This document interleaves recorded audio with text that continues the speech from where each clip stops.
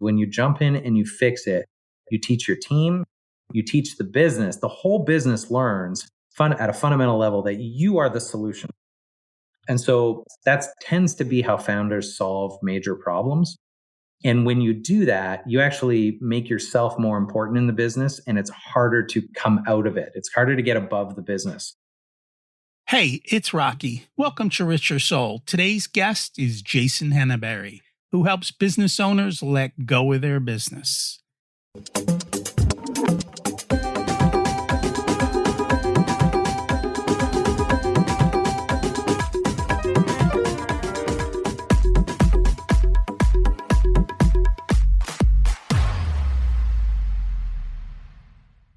Imagine it's 12 months from now, and you've achieved your major life goals. How does it feel to be in the best shape of your life? To wake up energized, excited about the day? To have great relationships and friends who support you and propel you forward? How does it feel to have an excess of money, to be able to make the choices you want? To be fearless and open to trying new adventures?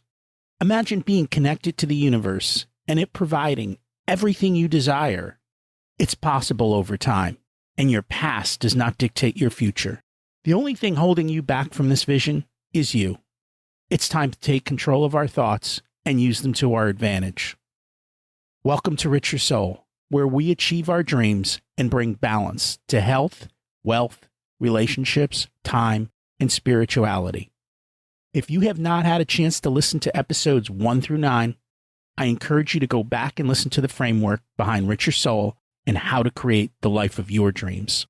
You can also find all the show notes for this episode at richersoul.com. While our focus today is being an entrepreneur and being a leader, the lessons apply no matter where in leadership you are. There's a book on Jason Henneberry's mind that carries the question most founders are afraid to honestly ask. Why won't your business let you go? It's not because you haven't tried to delegate, not because you haven't found good people, but because every time something went sideways, you fixed it. And the whole business learned at a structural level that you were the solution. Jason built a national mortgage brokerage with over 600 professionals, sold technology to Rocket Mortgage, and has started over at least twice. He wrote the book on founder dependency. And in this conversation, we get into what it actually takes to hand ownership to someone else, not just the task, the outcome. Let's meet Jason and see how to do this. Welcome to Richer Soul, Jason Henneberry. It's great to have you join us today. Thanks for having me on the show, Rocky. Appreciate it. And I'm excited to learn from you. We always like to start at the beginning. What was it like when you were growing up, and how much did your family and school teach you about money? Yeah. Okay. Great question. So my main business today, I'm in the finance space. So I'm kind of like second generation in the finance space. My father was head of a mortgage finance company in the early '80s. And so I guess I learned about my industry, through osmosis, just by being around my family. So we've always been a very entrepreneurial family, and I carried the torch forward. So did you, because I know a lot of entrepreneurial families, the kids go through the ups and downs. There's like great times and then there's bad times. Sure. Did you see that, or was yours much more I good saw times? that. I saw that. So, real estate in the early '80s, there was some good moments, there were some bad moments. So I was just old enough as a kid to kind of understand that those moments were happening. So I've seen a lot of success that my parents had when I was very young, and I also saw them go through some more challenging times through those market swings. So I think that definitely gave me an appreciation for, both sides of that equation along the way. I was going to say, in the 80s, interest rates hit about 18%. They sure did. Yeah. That kind of changed the mortgage business and real estate business. Yeah. So I think that my family was in the mortgage business around that time, obviously, but I think they were really starting to succeed on the tail end of that first big swing. So interest rates, as they were coming down from that level, that's where my father really took off with his career. Where I saw the second swing, it was like 87, you had the big market correction. and then recession in the early 90s. And so I saw the shift on the tail end of the 80s, actually. Yeah. Okay. Now, did your parents teach you business or did you just kind of learn by watching? I think you learn by watching when you're a kid. No, we didn't sit down to say this is business, but they were very open about what they were up to as well. So I didn't. It was an active conversation in our family, and we do the same in our family. I was always very open with my kids around where I'm at, what I'm doing, the success that we're having, the challenges that we're having. And it's really cool, actually. I've got a 20-year-old, an 18-year-old, and a 16-year-old, and they're all starting to do stuff now. And so I think just not necessarily sitting down to say, hey, I'm teaching you this, but not also being afraid to just be transparent and open about what you're up to. The kids pick it up along the way. It's like huge value for any parent sharing with their kids, I think. Did school teach you anything about money or business? Not a lot. Yeah. I did, I would say, elementary, high school, practically nothing. I think we all have that experience. I did a BCom. So in university, I took a business degree, and I think there's definitely some things that I learned and carried forward. But what I learned about being an entrepreneur, I learned in the trenches doing the work. So it was all post-education stuff. And in fact, when I graduated from university, I didn't even think I wanted to be an entrepreneur. I went and worked for one of the big banks. I thought I was going to be a commercial banker. And I started out my career in that environment, and it didn't really work for me. And so I left to essentially start my own business. And that's when I really started to understand that I had that entrepreneurial bug. But I went corporate route first. So there you go. So, was there something that prompted you to start your business? It sounded like working for someone wasn't working to your. Yeah, I mean, I was working in the bank, like I said, putting up some big numbers for branch level stuff. And one day there was a gentleman that walked in unsolicited, just came, sat down with me, and he said, I'm on this division of the bank, and we're on the mortgage side, and this is what this looks like. And if you came and worked over in my division, you wouldn't have to do all the rest of the stuff that you're doing as a personal banker. You wouldn't have to open accounts or do investments or credit cards or whatever, all the personal banking stuff. He was like, you would just do mortgages. And I had been doing a lot of mortgages because I was in one of the main financial centers. So we had a lot of like lawyers and people that, accountants that were in the building. And so we did a lot of big mortgages. So I looked like I was doing a lot of big mortgage money. And then I went and worked for that other division. I learned pretty quick, you eat what you kill. And so I went from being a superstar in branch to being like nobody. I think I closed one deal in my next 6 months, almost starved to death. I really learned how to hit the pavement, and that you got to put the work, you got to put it out there to get it back. So I went from a very protected corporate environment to having to figure out how to fend for myself. And it was through that process that I learned that I was actually pretty good at it. It took me a lot longer than most. But on the back end of it, sort of 6 to 12 months, things started to work out. And when they did, man, I really got the bug, and I just never looked back. So that was a good move in the end, but it was touch and go for a minute. It's always an up and down. Now, Yeah. you started the one business, but you've actually built multiple businesses. Yeah. So our main business is we've got a mortgage finance company, essentially a mortgage brokerage. We're national across the country. We have about 600 agents from coast to coast. One of my business partners is actually the same person that brought me out of the bank branch 20 plus years ago. So, we basically have all been working together for a long time. And one thing just led to another. We were all doing sort of solo sales, talking to clients and realtors, drumming up mortgage business. But eventually you get good at that. And then that, you attract other people to the team. People want to get mentored, or they see the success you're having and they want to be part of that. And so for the longest time, it was just, me and the team. But at some point, the business got big enough where we started building, services around what we do. We had to build tools and systems for ourselves. And oftentimes, what I found in business is if you scratch your own itch, probably other people have the same problem.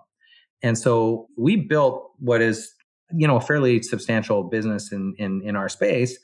And we built a lot of tools and infrastructure around that. And in order to every once in a while we built something that we thought had application elsewhere. So we turned it into a product. We didn't just do it for us and our team. We turned it into a product, and then we would offer it to the rest of the industry.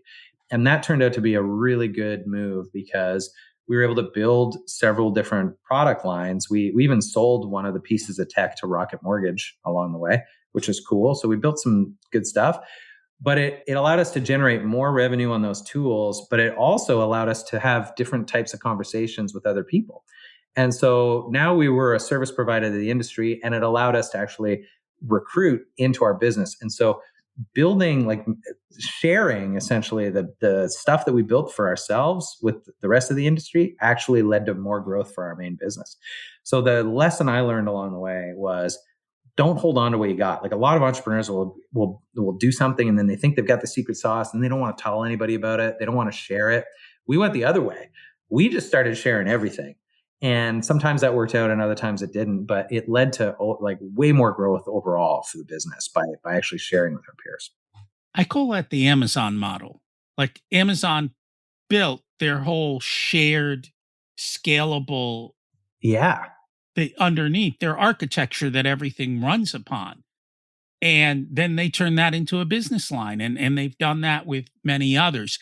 What's sure. different though about you is you were not doing the craft of the business. You were doing the running of the business. And I find most business owners are stuck in the craft of the business. They're not very good at building the business of the business. Yeah. Okay. I agree with you there. A lot of us are, you're talking about like the E-myth there, where you're in the weeds and you're not on the business.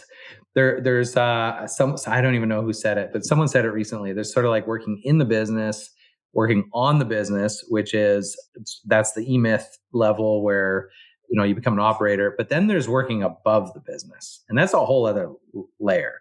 And so I've been really fortunate to have some really good people around me, which has allowed me to get to that place where you can kind of work above the business. And now you're really in that seat where you're thinking strategically about what are all the things you can do to improve the current business? What are the elements that you can take and partition off and turn into other businesses that are, complementary, those types of things. And I think you're right. Like a lot of people have trouble just getting from in the business and to being able to focus on it.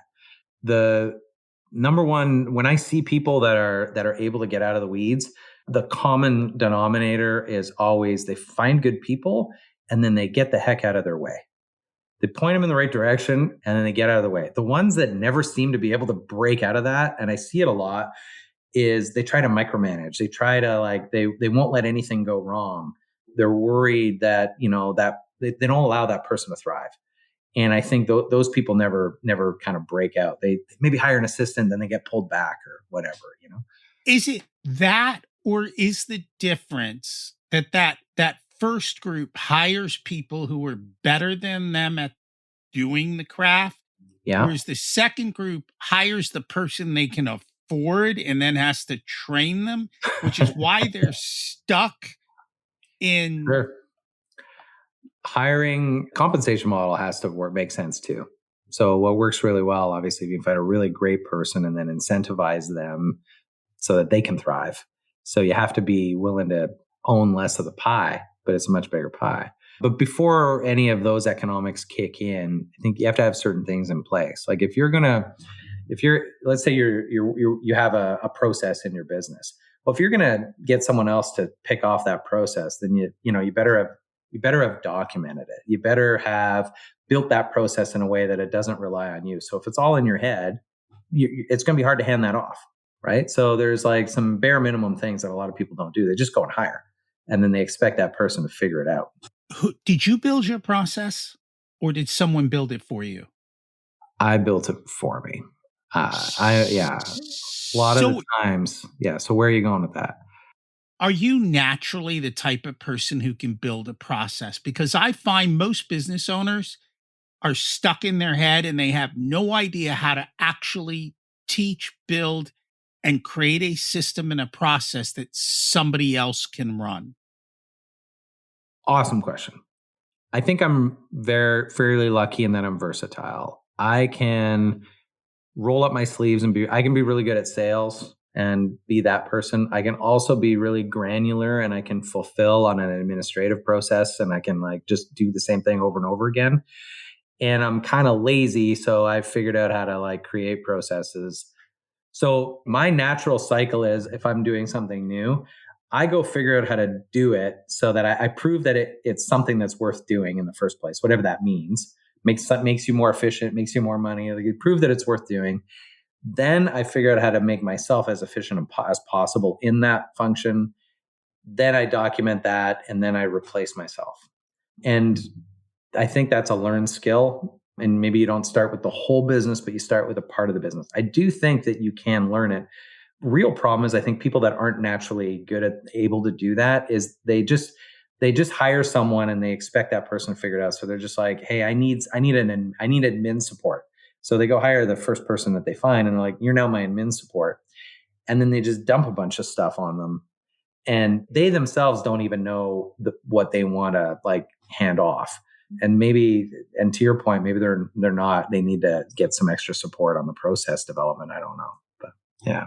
I'm a big fan of the book Traction, which is Yeah. EOS. There's tons of systems. I don't really care which one people use. But what Gino did was define the visionary and the integrator. The visionary is the person with the big ideas. The integrator is the person who can take that big idea from somebody and turn it into reality. And in his book, he talks about the fact that the integrator is a rare species. And that's why I asked that of you, because it's very rare that I meet somebody who talks the way you do about how you do things. Because I use the same words. Like I tell people, I'm like, I'm lazy. And then I'm like, no, I'm super efficient. It's the same, the other half of the concept. How do you build the systems and processes and turn them over and do them in the most efficient, duplicatable way? Yeah. And I just don't find that very many people can do that. That's all. It's for sure a difficult skill. Yeah. I have found integrators. So I would say that I'm on the Venn diagram of all those roles, which is, I guess I'm lucky that way. But then I don't only hire, because we do have some core admin people, but I like to hire integrators. I like to hire people that are highly capable.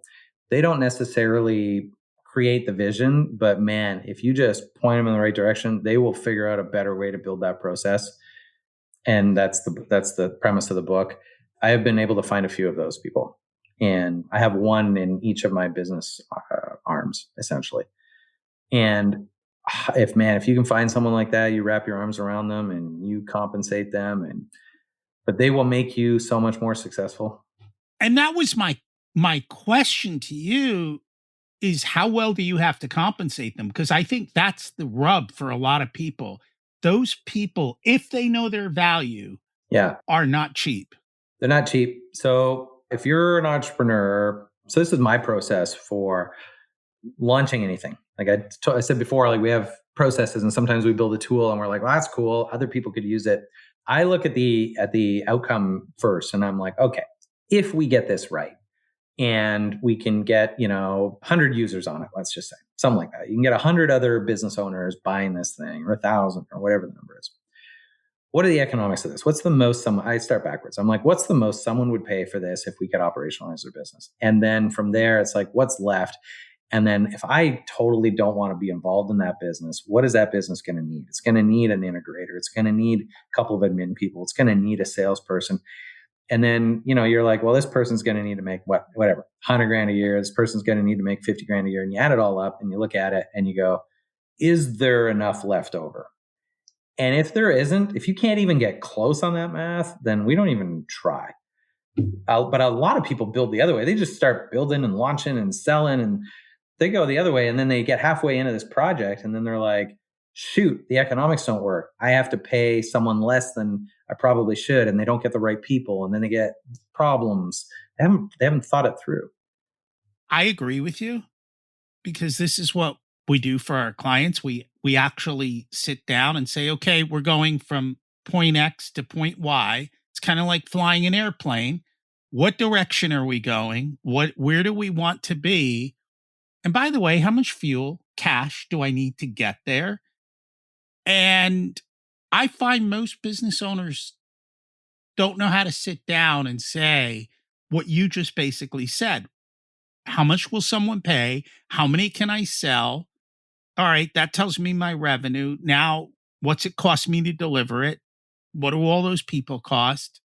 Is there enough now to deliver it and then to run the business itself? And what's it going to take to get there? And I find a lot of people just don't plan like that.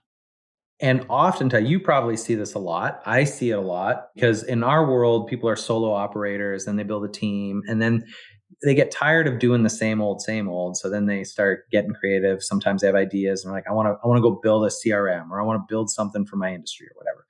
A lot of times, like these people are making good money and running their business and then they try to branch out, which I've already told you, I've branched out a few times. Like we got lucky on a few things. But before you branch out, before you add a new product line or something like that, like you got to make sure that your core is so strong and so stable that one, it can survive without you. So that's always what we do. We don't branch out into new, first of all, before we've got the first thing like completely stable. But also you got to look at like, does all the effort that I'm about to put into the new thing, could I just do like 5% more in my core business or 10% more? Like, could I just do more of the same old boring thing and be better off emotionally, time commitment wise, risk wise, financially? So I see a lot of people that come to me with ideas because I guess they've seen me do some stuff and they're like, hey, I just want to bounce this off you. And a lot of these ideas, I'm like, what is the most you could possibly make at this idea? Like, this looks like it's about to eat up 50% of your time. And you're already making 20 or 30 grand a month over here.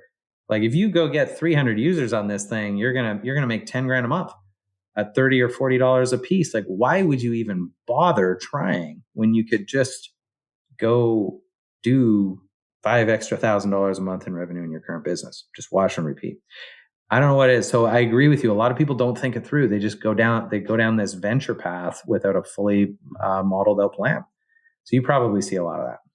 Well, I did it in the way I built my business. And I also we were just on a call. I run a group for other people who do the kind of business I do. And they're always bringing these ideas up. And I'm like, whoa, time out. You make X dollars doing what you do. All of these other things, you're lowering your average pay. You're lowering it by a lot. Yeah. Why would you do work at 10, 20, 30 cents, 40 cents, even 50 cents on the dollar? If you're not making at least as much or more, the answer is no. Let somebody else do it and take the responsibility because it brings so much complexity to the business and so much extra work. And you're going to work more and make less. And I'm like, that makes no sense to me. Makes no sense. I can tell you I've personally done that like half a dozen times where I work more and like make less. Like I do it all the time. But I know myself. I know that the reason I do it is I really enjoy the creative process. I don't do it without a proper plan. And hopefully you get to the other side of that. But every single time you try to add an arm or you extend into another business line or product line, you always may work harder and make less initially. And if you're not careful, you risk sacrificing the revenue that pays for everything in the first place. So it is a very risky proposition and you have to know what you're getting into. And yeah, it sounds like this is how you help people, which I think people definitely need guidance on this kind of stuff. No, it is. So you've done a lot of leadership. How do you delegate accountability and responsibility? That's a good question. It's easy to assign tasks. It's easy to delegate task work and say, these are all the things I need you to do. Where accountability comes in, accountability and ownership, they're kind of the similar words. They mean slightly different things, but really what those are about is like owning the outcome. So like you can say to someone, I need you to do this thing repeatedly, but it's like, why do you do that? Well, there's an outcome in mind. And when something doesn't go to plan, a system breaks, a process breaks, market conditions change, a client is off the rails, revenues at risk, whatever. There's all kinds of things that can go wrong. If you've only handed over the task, then the ownership over the outcome tends to bounce back on the founder. That's what I've found. And so to successfully get yourself out of the weeds, you have to hand over tasks and accountability. And to your question, which is how do you do it? What I've learned is you do it in small increments. Is you give them ownership over a small part, and then you get out of their way. You let them test it. You allow them to fail. You contain the blast radius. They learn from it. Sometimes you tie compensation to outcome. That's where compensation comes in. So you don't just hand over a whole thing. You've got to gradually hand over the accountability and the ownership. I found that works best. Do you let them fail? Yes. Let people fail. So that's hard. That's really hard. But why do you let them fail? You let them fail. It's easier to explain why you let them fail by saying the opposite.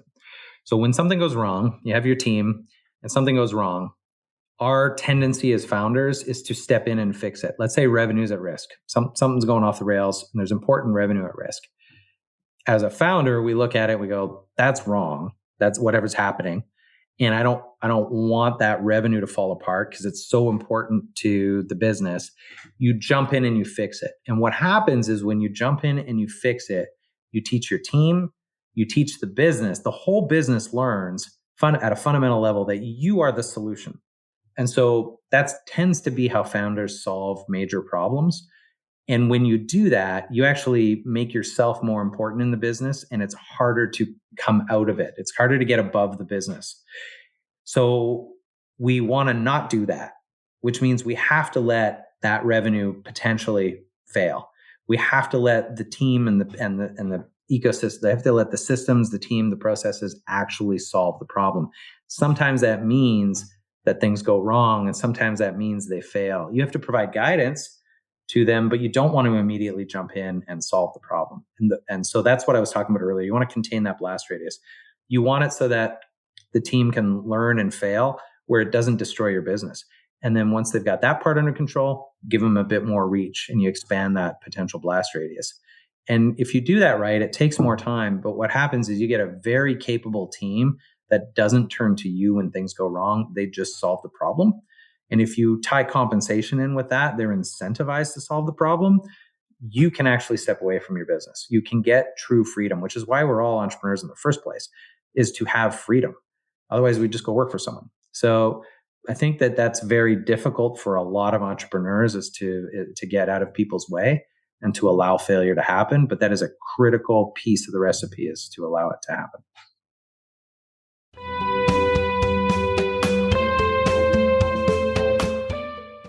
This episode of Richer Soul is sponsored by the Profit Answer Man podcast. If you're a business owner who wants to scale and grow, increase profits, or want to have strategic conversations around your financials, then check out the podcast. You'll learn how to work less, increase cash flow, increase profits, and build reserves to help you weather storms. It's built on the Profit First methodology of pay yourself first. The Profit Answer Man podcast is a must listen to for every small business owner and anyone who wants to help them survive and thrive. Check it out on your favorite listening platform.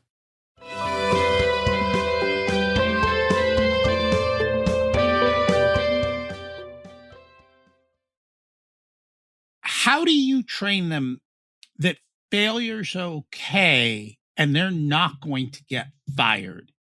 That just comes down to how you react to it. And, that's a personal style thing. You have to make sure that I think there's lots of different ways to do that, but you have to make sure you definitely, the question you asked is the thing you want to try to achieve, which is you want your team to know that they have control over the outcome, that they're responsible for the outcome, that they win when they get it right, and that they don't, we all lose together when they get it wrong. And if you can create that confidence, then they are more likely to try to solve the problem than to come back to you for the solution. And so again, start small so that when there is a failure, it's not so emotional for the founder, so that you can just allow it to fail and be like, don't worry about it. It's fine. Let's go get it the next client. Let's go get the next piece of revenue. So you got to be careful. And this is where a lot of founders go wrong, is they'll just hire someone and be like, you're now doing all this. And they haven't provided that the right infrastructure and the right boundaries, that person goes out and fails. And then the founder is like, holy crap, you just blew up my business. And they start freaking out. So they feel the need to jump in. They feel the need to overreact. So it's definitely a founder mistake. And so, it's not the employees or the staff's mistake at all.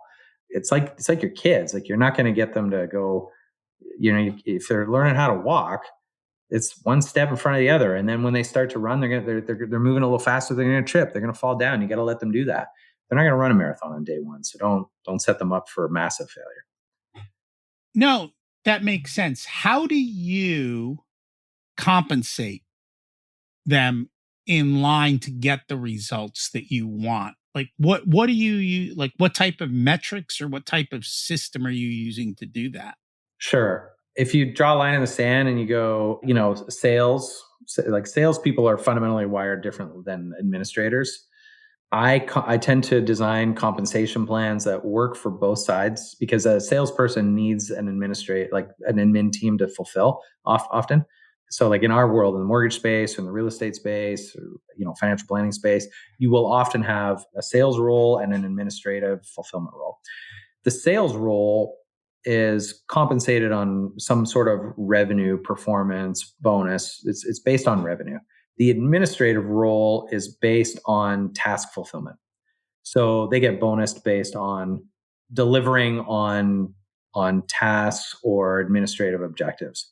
And so if you get that right, the best combinations have been where the sales leader has revenue targets and bonuses based on revenue, and then the administrator has task, or we'll call it widget targets. Because what will happen is the sales leader will push hard on sales because they want to hit their next revenue threshold for the month or the quarter, which means they will hit the team with more potential administration.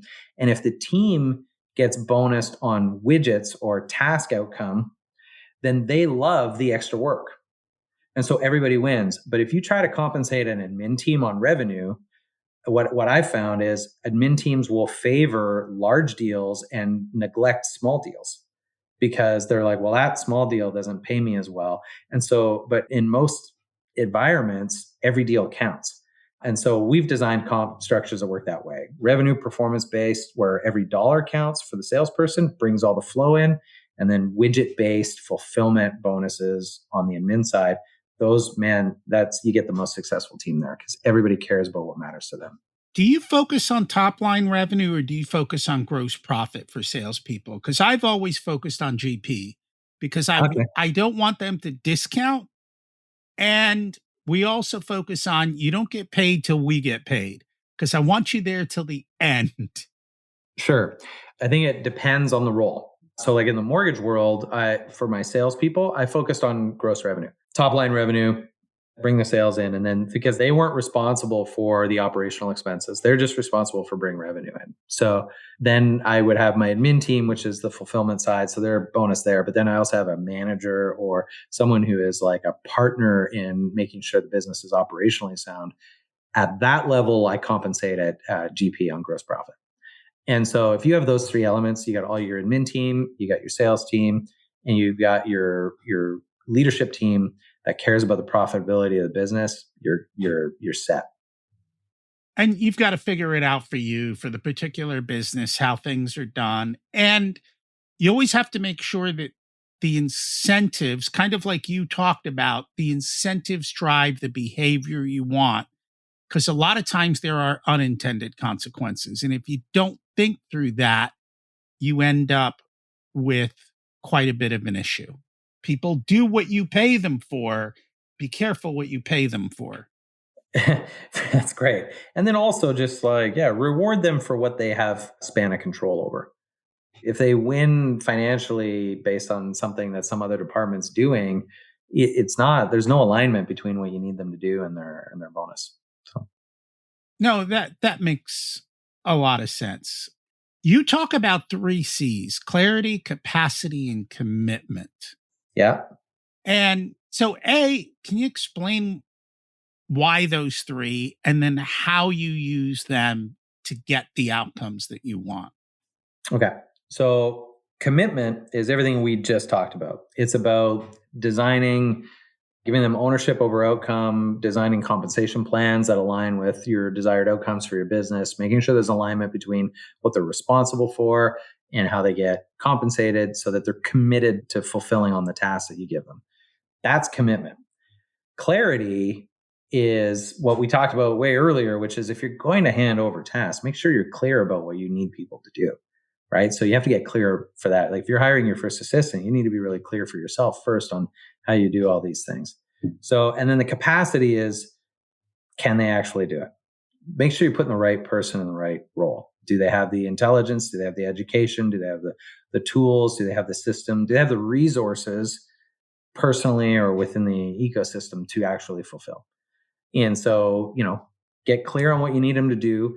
Make sure they're properly resourced and have the capacity to actually fulfill on the task. Don't put the wrong person on the wrong seat on the bus, and make sure you have the right alignment so that you get the commitment out of people.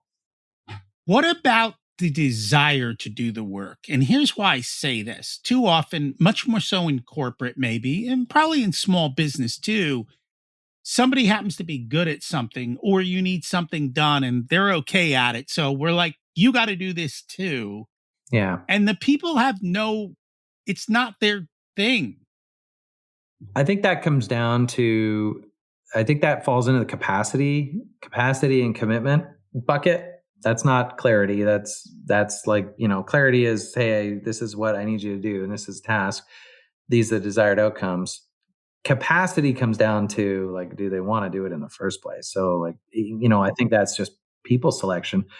If you've got someone in a role and they don't want to do it, they're not interested in that role, then you maybe need to find some other department. Like maybe they might be interested in something else or good at something else.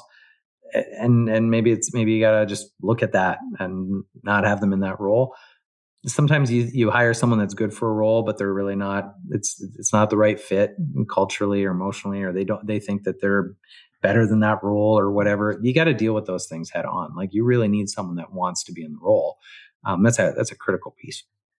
How much of a role does culture play? Like, because you said do you hire to your culture? Like, do you test or look at them to say, do you fit our culture? And how do you even define your culture?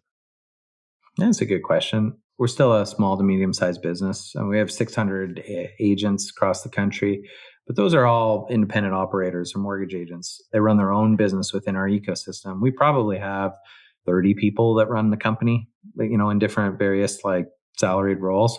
So if we talk about hiring, I'm talking about those 30 people. And so, if you've got a staff of 20 or 30, you're a small to medium sized business. Very much a gut feel still for me. So our business is not large enough to have formalized processes where we hire for culture. Essentially, we just generally feel like it's a good fit, and we try to make sure that it is. We're careful when we're really, really careful because we're a small business. When someone is not a culture fit, we don't just hire them because they're good at their job. So we're very selective, but we're also by the gut at our size. So you're making sure. I'm a systems person, like I said. Yeah. And my spreadsheets behave. People don't. How have you dealt with that? How do you even Interesting. Because for me, that's a difficult thing. Yeah. I find people don't behave. That's what I mean. My spreadsheet does. I see people don't. I missed it. Yeah, spreadsheets behave, people don't. We're saying the same thing. Yeah. I'm just kidding. If any of my people hear this, like we got good people. Spreadsheets behave, people don't. That's tough. I tend to give people a long leash. I tend to give people the benefit of the doubt. Sometimes it doesn't work out. I very rarely in my career have had to drop the hammer. Probably because our selection process is decent. Like we generally find good fits.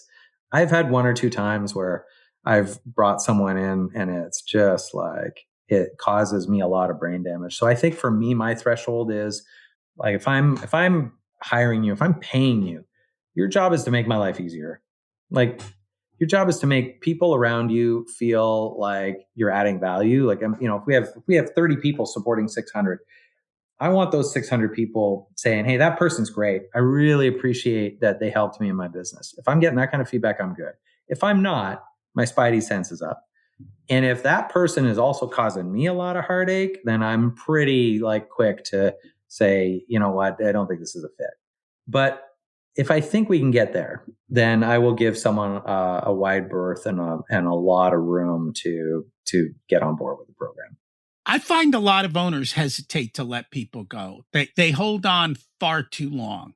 Have Sure. you noticed that? Or do Yeah. you find yourself being quicker to say, we're done and out? I'm patient, and I probably earlier in my career I held on far too long. But like I said, if there's a couple of X's, if you're causing problems downstream and you're constantly landing on my desk, then I'm not paying the salary. I'm pretty quick to switch gears on that. But I've only realized that maturity in the last few years. Like I wasn't as quick before.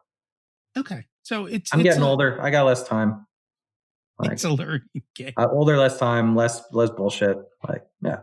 I understand. Even doing everything correctly, building things correctly, is it still hard to let go? Yeah, of course. This is your baby. You built it. You want to see it succeed. It's really hard to resist that urge to step in. You know, we did a thing earlier this year. We moved from one way of doing things. I won't say anything specific because I don't want anybody on the team to be offended, but we moved from one way of doing things to another.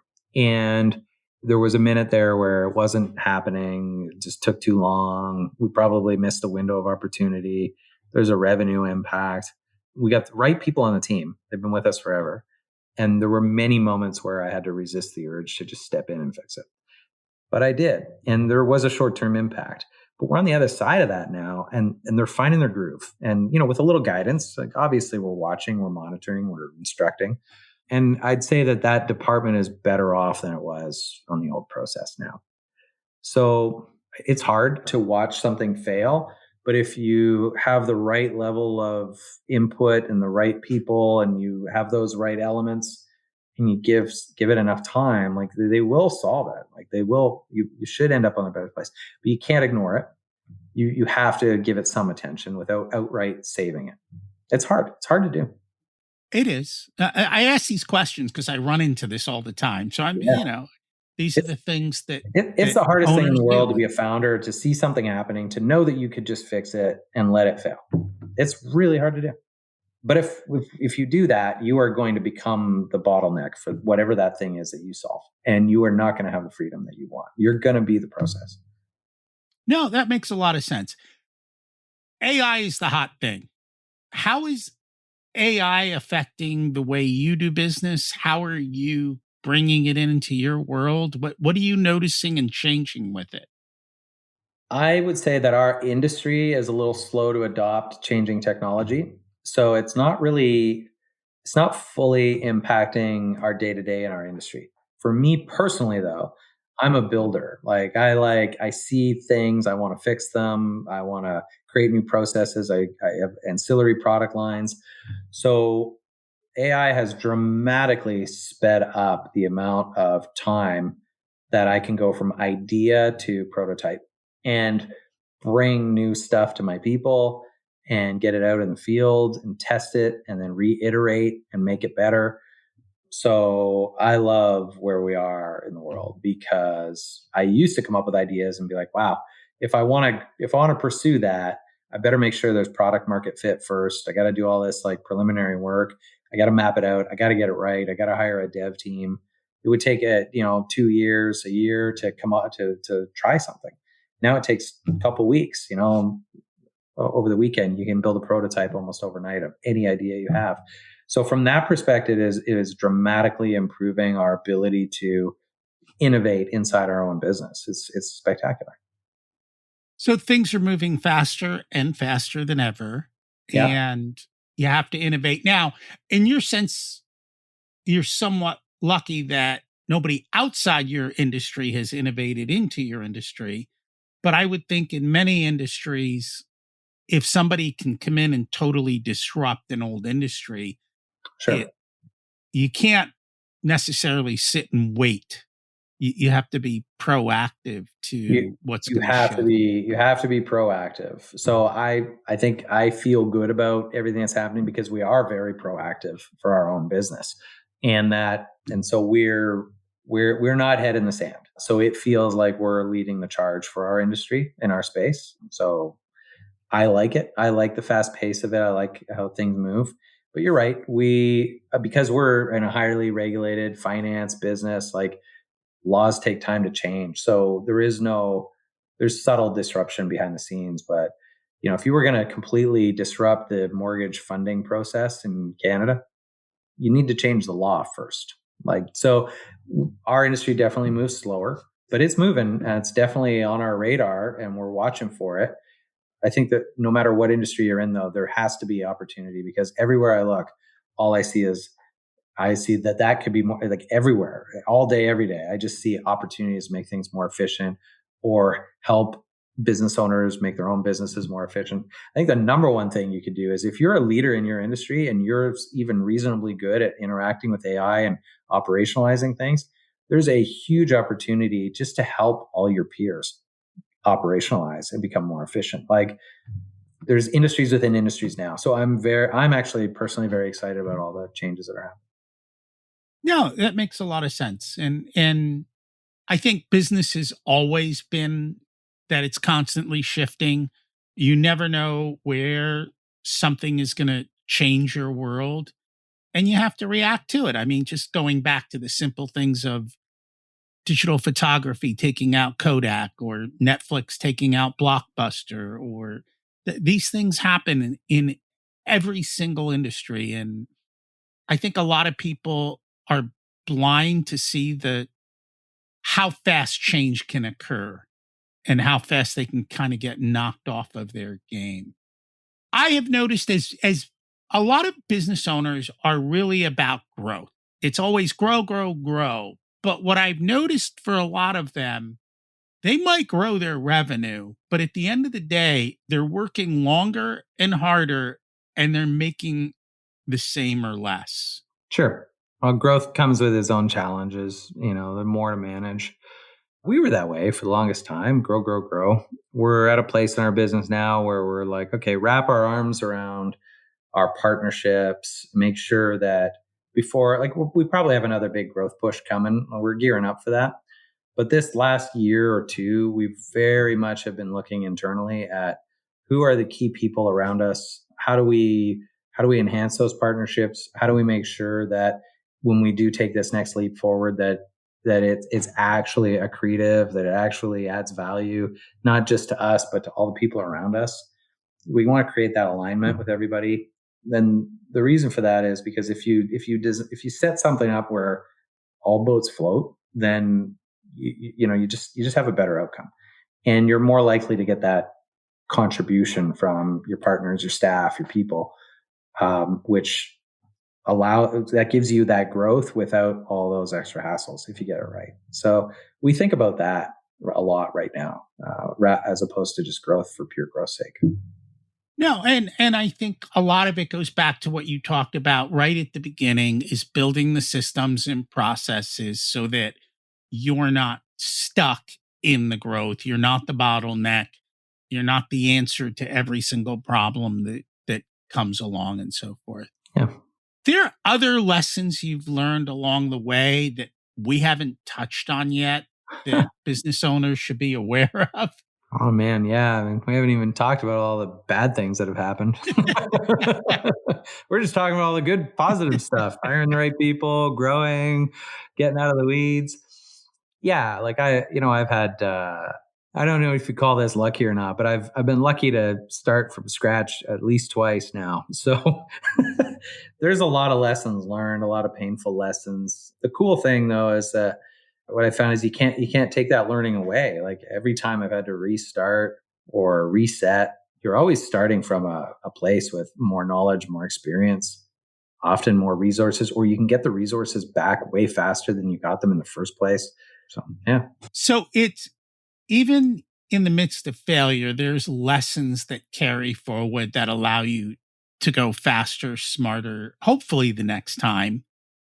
I think you learn more when there's failure. I think that, when things are going well and you're just humming along, you're less likely to stop and be introspective. When things go wrong, you definitely look at it and go, what the hell just happened?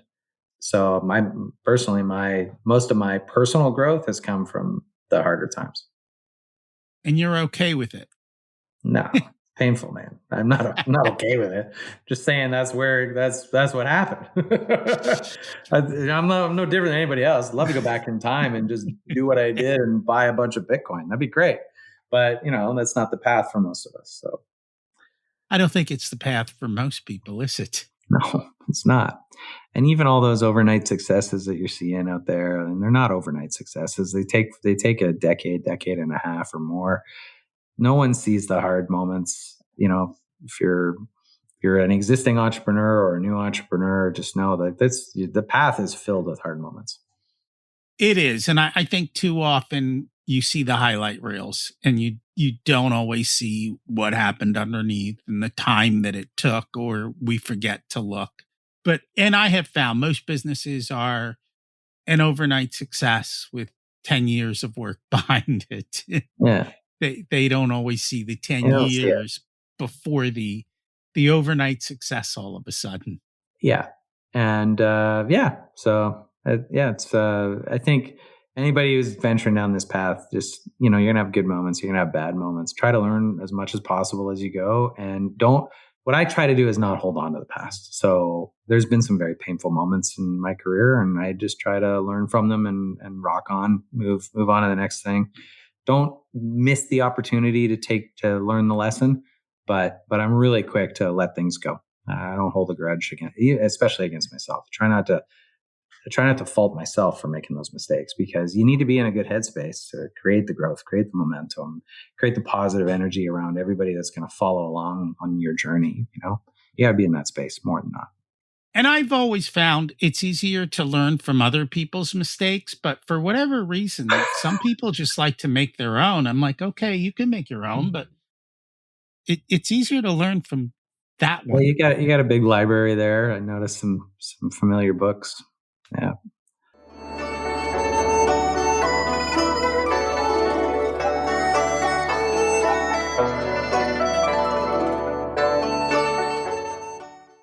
It's time to learn the secrets of life.